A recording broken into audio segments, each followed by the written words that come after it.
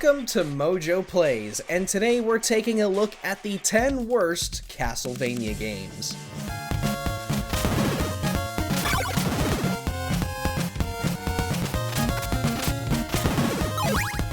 For as much as we love Castlevania, and Lord knows I do, my goodness, I just started replaying Symphony of the Night for like the billionth time, some have suffered too many horrible nights to have a curse.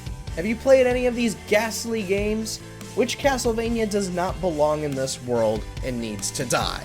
Let us know which game is a miserable pile of secrets in your eyes in the comments below. Before we begin, we publish new content all week long, so be sure to subscribe and ring the bell to get notified about our latest videos.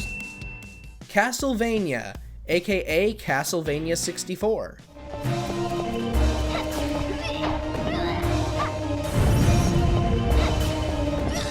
As we transitioned video games from the second to the third dimension, some franchises got lost in the shift and went down in infamy. Castlevania was one of those and went down this dark road when it launched its first 3D game on the Nintendo 64.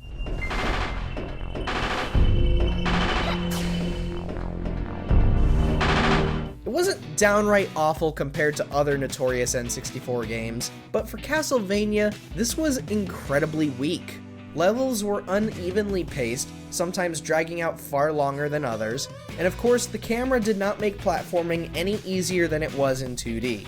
Like we said earlier, Castlevania could have been a lot worse than games like Quest 64 or Earthworm Jim 3D, but it simply just wasn't the smooth transition that Castlevania really needed.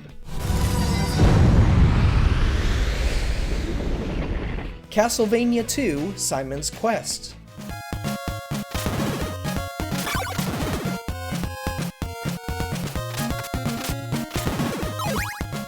Like Castlevania 64, Simon's Quest isn't super dreadful. It holds the same level of difficulty as its predecessor between the hordes of enemies, tough bosses, and bullshit knockback.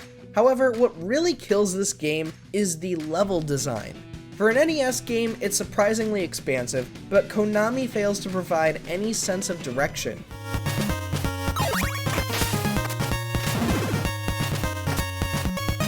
Those unfamiliar with Simon's Quest will need a guide just to figure out where they need to head to next.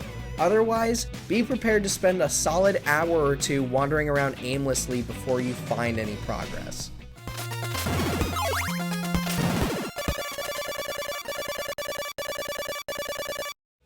Castlevania Chronicles.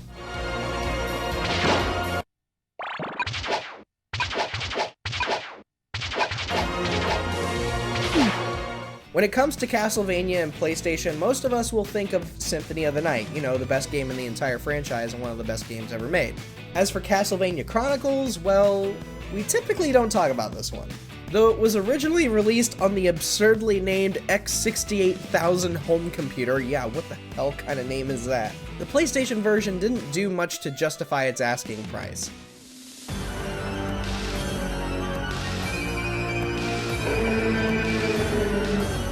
Unlockable content offered no real incentive to replay the game, the music didn't hit the same as previous installments, and the visuals were extraordinarily outdated, especially by the time the PlayStation version launched in 2001. Really, if you played Symphony of the Night, why did you need Chronicles?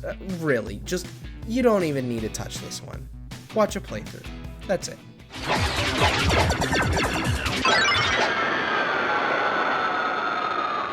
Castlevania Puzzle: Encore of the Night.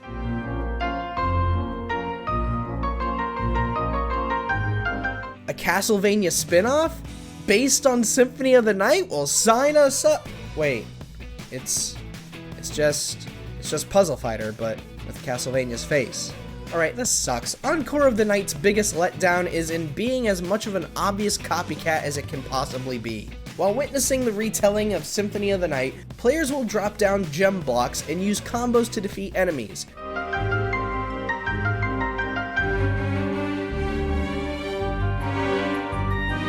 We were not kidding when we said it's just Puzzle Fighter with Castlevania's face. Was there really no other way to incorporate puzzle elements into a Castlevania spinoff?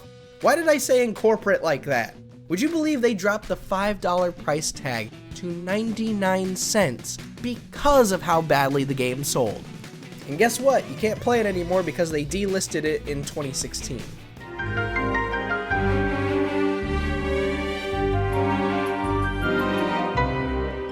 Castlevania Order of Shadows.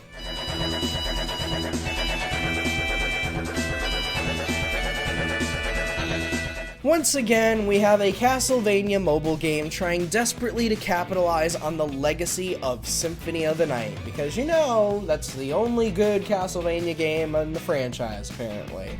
Let's sell the fans on rose-tinted glasses and hope they don't see the red flags all over the place and see the flames. The linear level design fails the intricacy that Castlevania had become known for, especially after Symphony of the Night.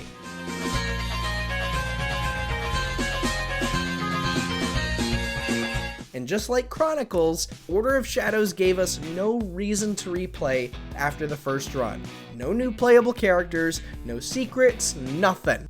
It felt very much like Konami shoveled this out just to capitalize on the mobile market boom that was occurring at the time.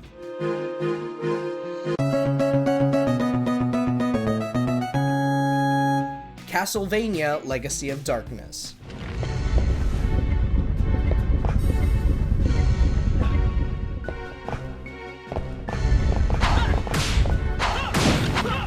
If some of these shots look a little too familiar to you, well, they should be. Legacy of Darkness is, quite simply, an expanded version of Castlevania 64 with more bosses, levels, and tweaks to the level design and plot. So shouldn't fixes and additions have improved this? Are we technically putting the same game on here twice?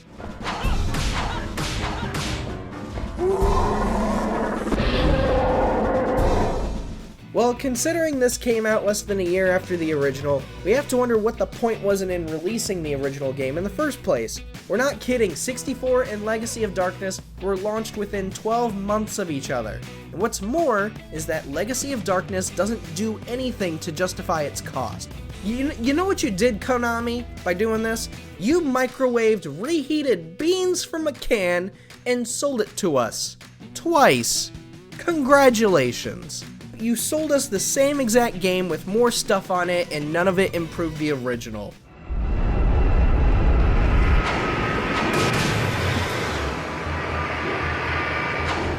Castlevania: The Adventure.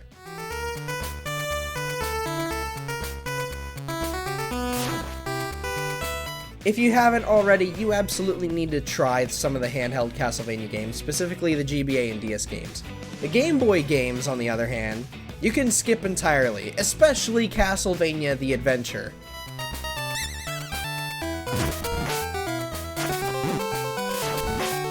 The level design is super limited, it is boring as hell to play, many of the tricks and traps have been pulled from previous games, so there's almost no originality here, and on top of that, because of how limited the Game Boy system is, there are moments where one enemy will be on screen and the game slows down drastically. It is unbearable. Basically, if you've played the original game or Simon's Quest, you've played the far superior version of the adventure. On top of that, the levels go on way longer than a normal Game Boy title should. Do not subject yourself to this frustration. Your batteries are better spent on other games. And again, heaven forbid if you try to go and complete it on the Classic Collection, it is still frustrating on there. I played this on PlayStation 5, and it still ran like ass. It's awful. Don't. Just don't.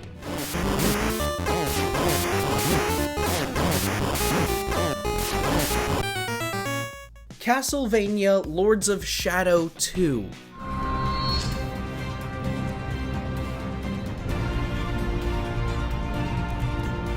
Man, Lords of Shadow 2 was a massive disappointment. The first Lords of Shadow and Mirror of Fate showed how Castlevania could properly migrate into the 3D space with its fast-paced action and intense boss fights. So how did the sequel falter so badly? Help me, and I can free you of your immortality. Well, for starters, you put Castlevania in a modern day setting. You don't do that. That's not what makes Castlevania Castlevania. You don't do modern anything. You don't. You just don't. Seeing Castlevania in a present day environment just pulls all the gothic and majestic aesthetics the series has been known for. It just rips it right out, and you're just like, oh, it's The Last of Us, but with castles. It ends up looking like any other ordinary action game. Combat adds nothing interesting, degrading into mindless button mashing and violence. This was basically Castlevania trying to be God of War. That's what it was, but with a Last of Us looking setting.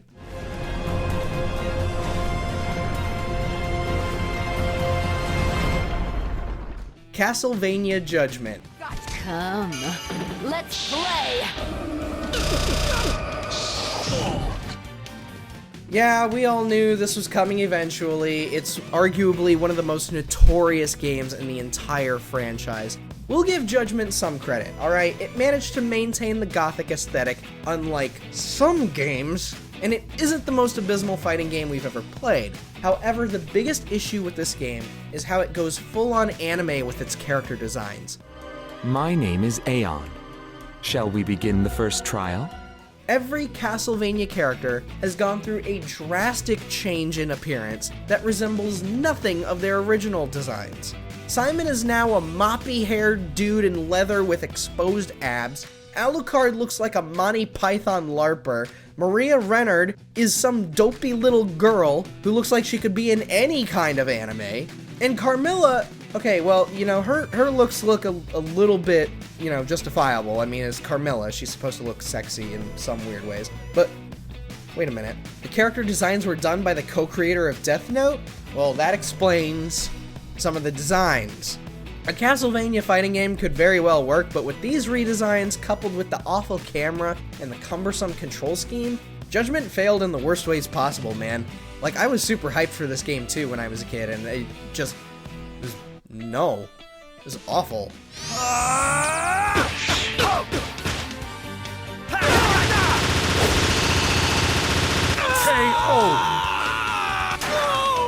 Oh man, the last one. All those pachinkos. 連発する ART の入り口悪魔城チャンスマイゲーム全役で ART 突入を抽選 Redesigns, reskins, and repackages are one thing. It's another to just go full-on greed and morph Castlevania into a sleazy, just smutty set of slots.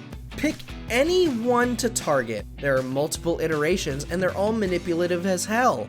Through the Pachisla Akumajo Dracula series, Konami has recycled assets from previous games just to churn out a quick buck.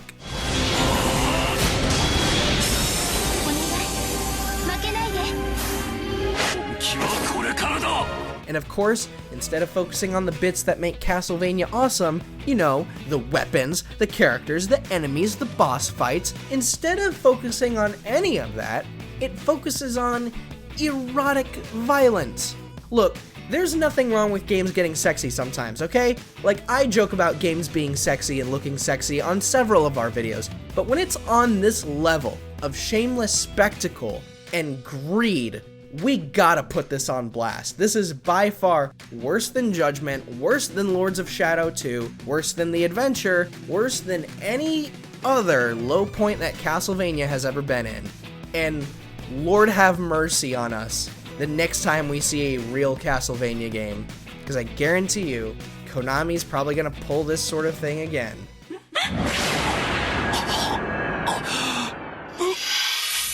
Thanks for watching. If you enjoyed the video, there's more where that came from.